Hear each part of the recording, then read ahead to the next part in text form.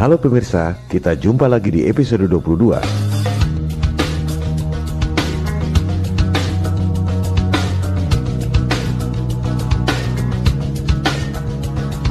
Beberapa hari lalu, saya kebetulan pergi ke sebuah toko buku. Di bagian Social Sciences, saya tertarik pada sebuah buku berjudul Indonesia dalam Rekayasa Kehidupan. Di covernya, terlihat ilustrasi gambar gurita mencengkeram bumi dan Indonesia. Saya menduga gurita ini adalah simbol dari sistem yang zolim yang mencengkeram seluruh dunia. Gurita tersebut memiliki 8 kaki atau tentakel, mungkin simbol dari 8 penjuru angin. Jadi, gurita dengan 8 tentakel ini adalah simbol dari sistem global yang mencengkeram dari 8 penjuru angin. Bumi berbentuk globe, interpretasi saya adalah simbol globalisasi, penjajahan gaya baru yang dibuat oleh elit global. Di situ terlihat ada figur anak Indonesia yang dengan berani melawan sang gurita raksasa, sehingga gurita tersebut tampak ketakutan. Ini sangat senada dengan adegan film yang sering saya cuplik, David vs Goliath, Nabi Daud melawan Jalut. Bagi saya, keberanian David melawan Goliath adalah simbol dari hidup tanpa rasa takut, kecuali kepada Tuhan.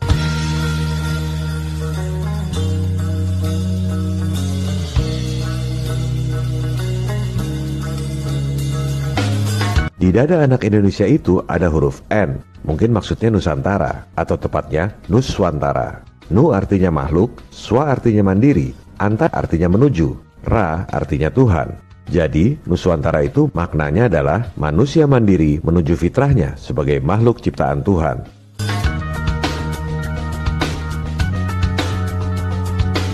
Buku ini ditulis oleh Bapak Komjen Pol Dr. Andes Dharma Pongrekun, Magister Manajemen, Magister Hukum, seorang Jenderal Bintang 3, pejabat tinggi kepolisian di bidang cyber.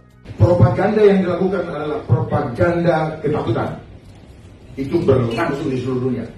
Dan propaganda ketakutan adalah caranya iblis. Pada episode ini, kita akan bahas esensi buku Indonesia dalam Rekayasa Kehidupan, di mana banyak hal yang sejalan dan satu pemikiran dengan serial video kita selama ini. Esensi buku ini dibuat atas inisiatif saya sendiri, karena meyakini bahwa buku ini sangat penting dibaca dan dipahami oleh kita semua, anak-anak bangsa. Semua komentar di video ini adalah analisis dan interpretasi saya berdasarkan fakta-fakta dan data-data yang saya miliki.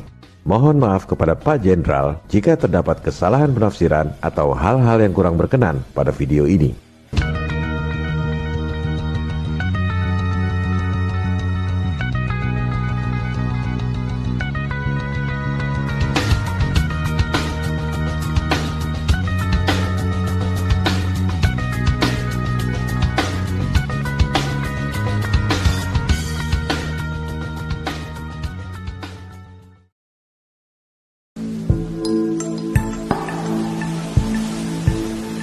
Esensi buku Indonesia dalam Rekayasa Kehidupan ini adalah tentang bahayanya globalisasi yang bertujuan untuk menghancurkan semua negara di dunia. Globalisasi ini dalam istilah saya adalah konspirasi global. Misi dari globalisasi adalah penyatuan sistem dunia yang biasa kita sebut dengan istilah One World Government. Visi dari globalisasi adalah total control. Seluruh umat manusia di dunia dikontrol secara total dalam sebuah tatanan dunia baru yang diktator dan otoriter. New World Order. Di atas globalisasi ini ada suprasistem, yaitu life engineering, rekayasa kehidupan. Istilah ini tak ada di internet. Melihat latar belakang penulis yang pernah jadi penyidik di Bareskrim, dan ketika video ini dibuat, beliau adalah seorang pejabat tinggi kepolisian di bidang cyber. Sangat mungkin Pak Jenderal memperoleh berbagai informasi dari sumber-sumber yang tak bisa kita akses. Rekayasa kehidupan ini bertujuan merubah makna dan perilaku hidup umat manusia. Anda akan dibikin jadi seperti barang atau binatang.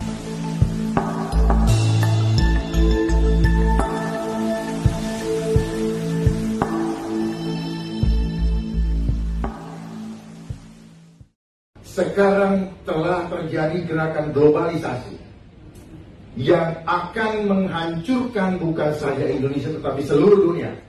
Catat ini, seluruh dunia. Jadi, bukan cuma Indonesia yang akan dihancurkan, tapi semua negara di dunia, termasuk Amerika, Cina, Jepang, dan lain-lain. Apa buktinya? Lihat tabel utang semua negara di dunia. Anda buka situs nationaldebtclocks.org. Utang Indonesia nggak ada di situ. Anda cari di sumber lain yang kredibel, statistik utang Indonesia yang diterbitkan oleh Bank Indonesia. Anda ketik satu persatu, dibuatkan tabel. Tabel seperti ini tak ada di Google atau internet. Anda harus membuatnya sendiri. Negara pengutang terbesar di dunia adalah si adik kuasa Amerika, kedua Jepang, ketiga Cina, yang katanya macan perekonomian Asia. Semua itu adalah ilusi, jebakan Nekolim. Negara-negara maju itu utang pada siapa? Siapa yang lebih kaya dari negara-negara maju sehingga bisa kasih utang pada negara-negara maju? Cara bekerjanya globalisasi ini sudah sejak dulu. Dan dia punya organisasi yang begitu kuat, bukan negara. Non-state actor. Kekuatan besar itu adalah bagian daripada mereka yang elit-elit global yang ingin menguasai dunia ini. Indonesia utangnya kelihatan kecil dibanding Amerika, Jepang, dan Cina. Apa dampaknya? Lihat APBN 2020, anggaran buat bayar bunga utang saja 295 triliun rupiah.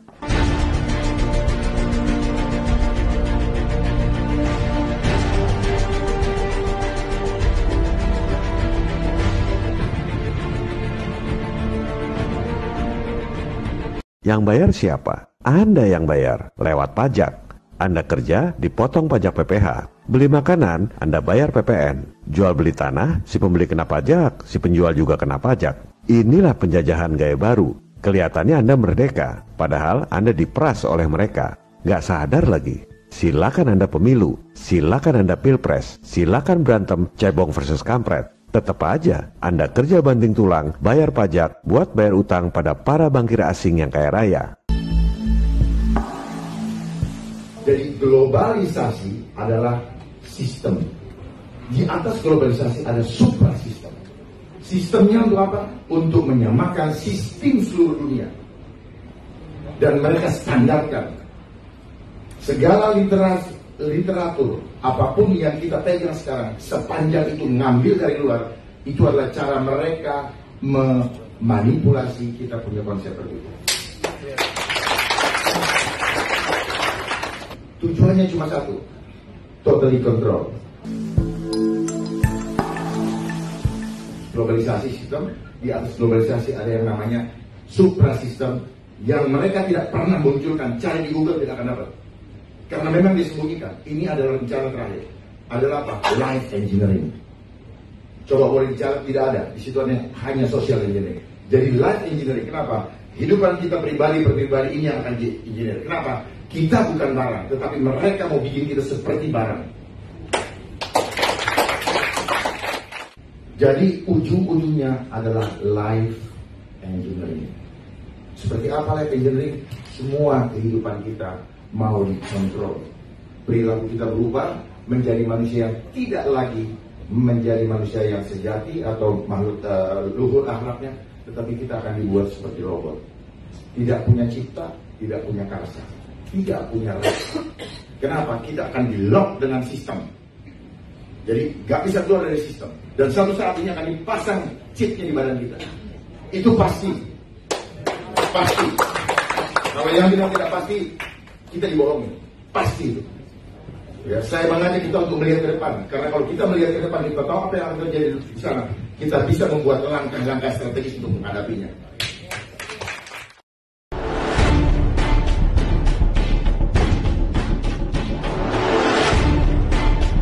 Program dari globalisasi adalah money, power, dan control population. Dengan menguasai moneter dan bisnis global, memiliki banyak uang digunakan untuk menciptakan kekuasaan di atas negara-negara di seluruh dunia, yang kemudian digunakan untuk mengontrol penduduk dunia. Program Money, Power, dan Control Population dijalankan dengan strategi yang terstruktur, sistematis, dan masif.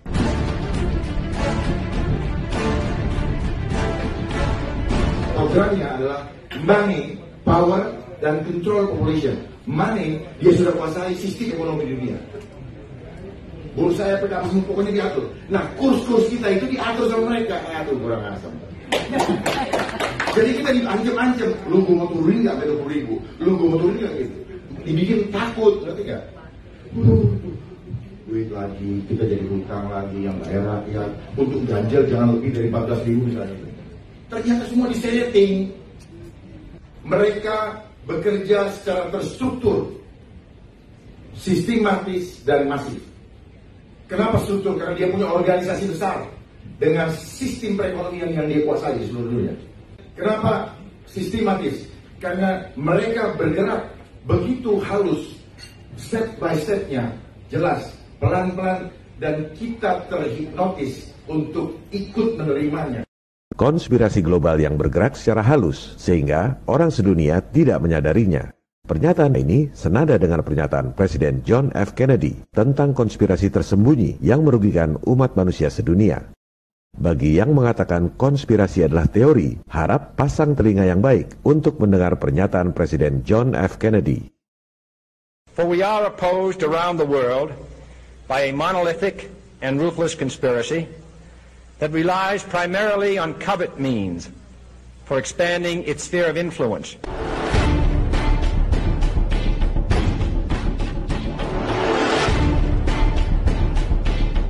Pernyataan selanjutnya dari Pak Jenderal Dharma juga esensinya sama persis dengan pernyataan lanjutan dari Presiden John F. Kennedy. Kemudian masif, karena mereka semua bergerak di seluruh dunia, di dalam seluruh sendi kehidupan, tidak ada yang lolos. Modus operandi yang sama juga dijelaskan oleh Presiden John F. Kennedy. It is a system which has conscripted vast human and material resources into the building of a tightly knit, highly efficient machine that combines military, diplomatic, intelligence, economic, scientific, and political operations.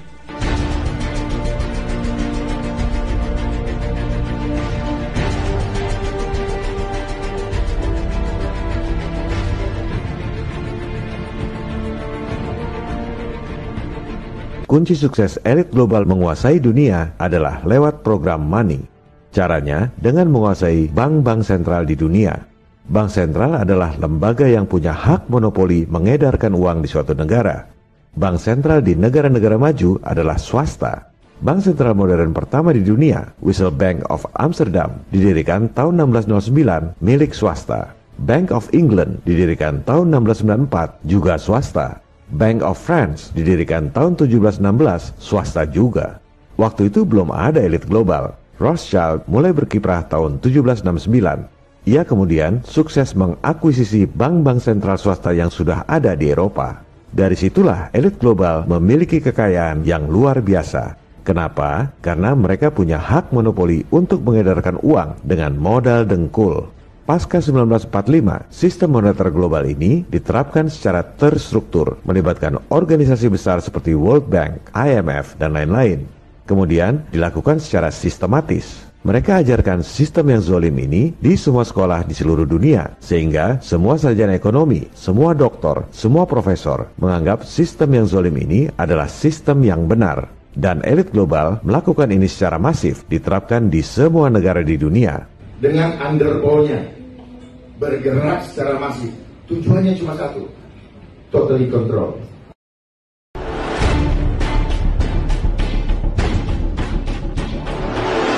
Mari kita buktikan. Silakan Anda buka laporan keuangan Bank Indonesia periode akhir tahun lalu, yaitu 31 Desember 2019.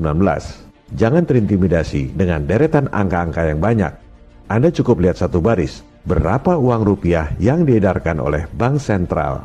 793 triliun rupiah. Bank membukukannya di bagian liabilitas. Harus ada lawannya di bagian aset. Apa dasar Bank Sentral mengedarkan uang? Karena pendidikan di sekolah, kebanyakan orang akan bilang dasarnya adalah emas. Mari kita buktikan. Berapa aset emas yang dimiliki oleh Bank Indonesia? Hanya 53,4 triliun rupiah. Omong kosong kalau dibilang nyetak duit dasarnya emas. Itu aset emasnya 0 rupiah pun tetap saja bisa mengedarkan uang 793 triliun rupiah. Lantas apa dasarnya? Lihat baris di bawahnya. Dasar untuk menerbitkan uang adalah surat berharga alias bond, cash bond. The name's Bond. James Bond. Jumlahnya 2.000 triliun rupiah. Surat utang tanpa jaminan.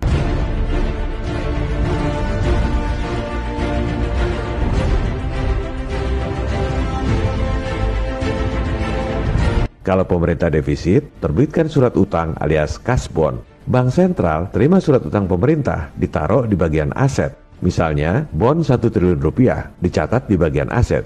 Di bagian liabilitasnya, bank sentral terbitkan uang 1 triliun rupiah. Neracanya balance, secara akunting tak ada yang salah. Tapi, secara prinsip, rakyat selama 7 turunan terus dipajaki tinggi untuk bayar utang negara yang tak akan pernah lunas. Padahal, semua utang itu diberikan dengan modal dengkul. Inilah contoh program money yang dilakukan dengan strategi terstruktur, sistematis, dan masif. Dan ini bukan cuma terjadi di Indonesia, di Amerika juga sama. Silakan Anda lihat laporan keuangan Bank Sentral Amerika, Federal Reserve Bank. Uang dolar yang diterbitkan oleh Fed 1,7 triliun dolar. Emasnya cuma 11 miliar dolar. Surat utangnya di bagian aset 2,4 triliun dolar. Nyetak dolar modal dengkul. Makanya jangan heran kalau para bankir elit ini bisa biayai kedua pihak yang sedang berperang. Dulu, waktu Inggris lawan Prancis, dua-duanya didanai oleh Rothschild lewat bank sentral masing-masing. Negara Inggris dan Prancis perlu duit buat perang, harus ngutang dan terbitkan bond. Bank sentral swasta terima bond di bagian aset, lalu terbitkan duit di bagian liabilitas. Modal dengkul. Begitu juga Perang Dunia I, Perang Dunia II, dan sampai sekarang dana utang akibat COVID. Semua modal dengkul.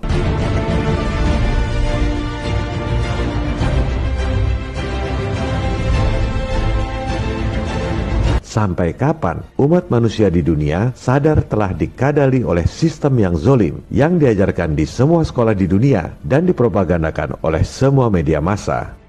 Propaganda ketakutan, apa itu?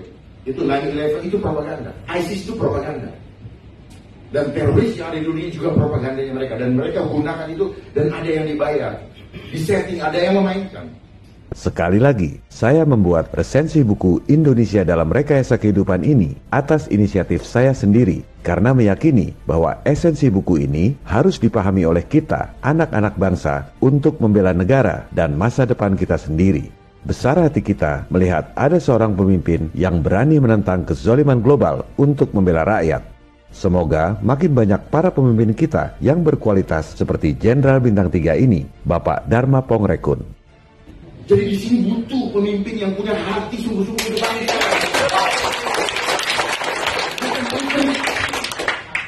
Gampang bangsa ini dipimpin kalau kita punya pemimpin yang sungguh-sungguh dan tidak perlu takut kehilangan apapun juga. Kalau kita takut kehilangan apa, ya pasti kehilangan itu udah rumusnya. Tapi kalau kita tidak takut kehilangan, Tuhan akan memberikan kepada kita. Viva Republik Indonesia, salam people power. This is a revolution. I hate imperialism. I detest colonialism.